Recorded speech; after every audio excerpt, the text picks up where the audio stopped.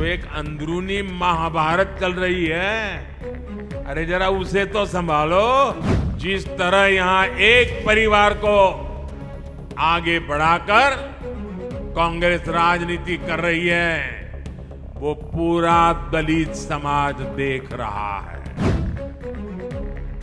धर्मनगरी कुरुक्षेत्र की धरती से प्रधानमंत्री नरेंद्र मोदी ने भारतीय जनता पार्टी के आधिकारिक चुनाव प्रचार अभियान का शंखनाद कर दिया है।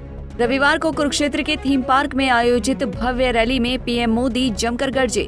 जाहिर तौर पर उनके भाषण में निशाने पर मुख्य विपक्षी पार्टी और सत्ता की प्रबल दावेदार मानी जा रही कांग्रेस रही। प्रधानमंत्री ने कांग्रेस पर सिलसिलेवार ढंग से आरोपों की बौछार करते हुए आखिर में उसकी कमजोर नस पर भी हाथ रख दिया। जी हाँ, लंबे समय से जारी हरियाणा कांग्रेस में हुड्डा बनाम सैलजा की गुट लड़ाई और इसमें गांधी परिवार की ओर से पूर्व मुख्यमंत्री भूपेंद्र सिंह हुड्डा को मिल रहे फ्री हैंड का इशारा करते हुए पीएम मोदी ने कहा कि दलित समाज देख रहा है कि किस तरह एक परिवार विशेष को प्रदेश में बढ़ाया जा रहा है।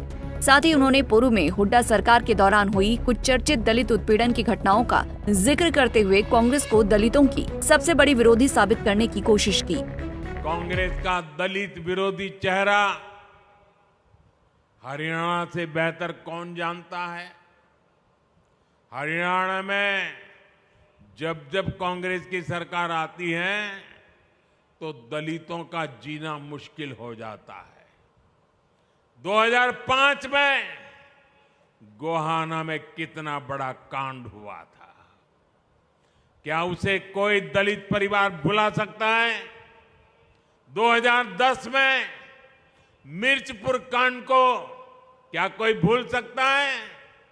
2012 में भगाना में जो कुछ हुआ था, फिर 2014 में दलित बेटियों के साथ जो कुछ हुआ था, उस शर्मनाक घटना को याद करके ही रूह कांप जाती है। तब हमने ये भी दिखाया था कि मुख्यमंत्री हुड्डा जी और इनका दिल्ली का शाही परिवार सबके मुंह पर ताले लग गए थे। इसलिए कांग्रेस से यहां के दलित समाज को बहुत सचेत रहने की जरूरत है। मैं तो कांग्रेस से एक और बात बताऊंगा। पहले कांग्रेस में जो एक अंदरूनी महाभारत चल रही है, अरे जरा उसे तो संभालो।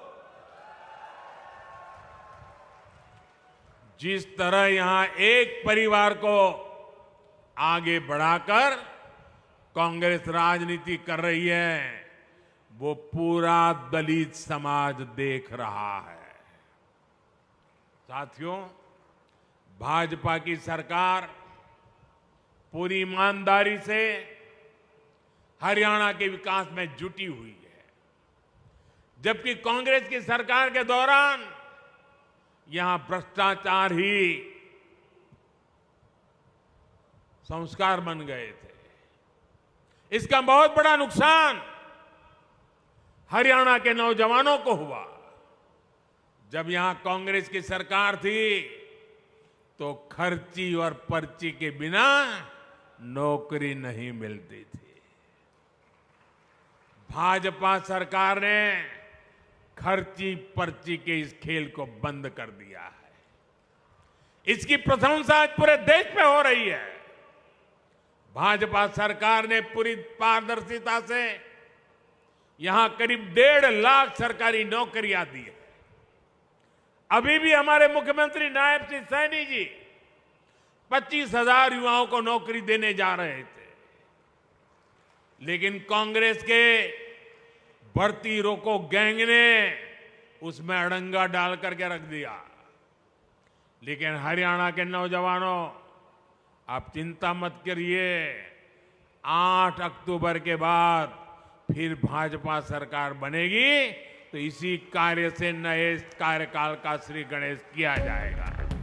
बता दें कि हुड्डा सरकार के कार्यकाल के दौरान हरियाणा में हुई दलित उत्पीड़न की घटनाओं पर कुमारी सैलजा भी तल्ख टिप्पणी कर चुकी हैं। उस दौरान वो केंद्र की मनमोहन सरकार में मंत्री हुआ करती थी। यही वजह है कि पूर्व मुख्यमंत्री भूपेंद्र हुड्डा और उनके बीच 36 का आंकड़ा रहा है। लोकसभा चुनाव की तरह विधानसभा चुनाव में भी एक बार फिर कांग्रेस आलाकमान ने हुड्डा को फ्री हैंड देते हुए सैलजा को जबरदस्त झटका दिया है। सैलजा प्रदेश में दलितों की बड़ी नेता के तौर पर उभरी हैं। ऐसे में बीजेपी लगातार उनके जरिए कांग्रेस को दलित विरोधी साबित करने में जुटी है। इस कवायद का उसे कितना फायदा मिलता है, ये तो चुनावी परिणाम ही बताएंगे। बहरहाल धर्मनगरी की धरती से पीएम मोदी ने आरक्षण और दलितों के सम्मान जैसे मुद्दे उठाकर लोकसभा चुनाव में बीजेपी से छिटके इस वर्ग को फिर से साथ लाने की कोशिश की है। जीटी रोड बेल्ट अपना पुराना प्रदर्शन दोहराने के लिए जरूरी है कि बीजेपी को कोर वोटर्स के साथ दलित मतदाताओं का भी वोट मिले। कुरुक्षेत्र से रणदीप रोड, पंजाब केसरी टीवी। हमसे जुड़े रहने के लिए हमारे YouTube चैनल को सब्सक्राइब करें और नई वीडियो की नोटिफिकेशन के लिए बेल आइकॉन को दबाएं। अगर आप ये वीडियो Facebook पर देख रहे हैं तो लाइक जरूर करें और ज्यादा से ज्यादा शेयर करें। धन्यवाद।